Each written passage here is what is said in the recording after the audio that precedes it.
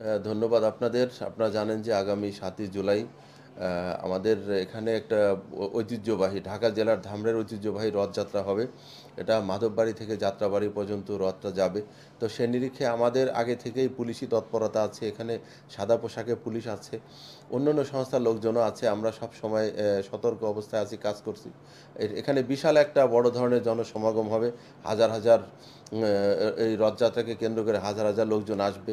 তখন তখন থেকেই এবং আগে থেকেই আমাদের নিরাপত্তা ব্যবস্থা জোরদার থাকবে এবং আমরা এখানে বিভিন্ন স্তরের বিভিন্ন অফিসার এখানে থাকবে এবং আমরা যাতে নিরাপদে রথটা পৌঁছাতে পারে যাত্রাবাড়ি পর্যন্ত সে নিরীক্ষে আমরা কাজ করব এবং এখানে একটা বড় ধরনের গ্যাদারিংও যেমন হবে, আমাদের পুলিশের অ্যারেঞ্জমেন্টটাও মাননীয় পুলিশ সুপার ঢাকা জেলার পক্ষ থেকেও সেটা থাকবে।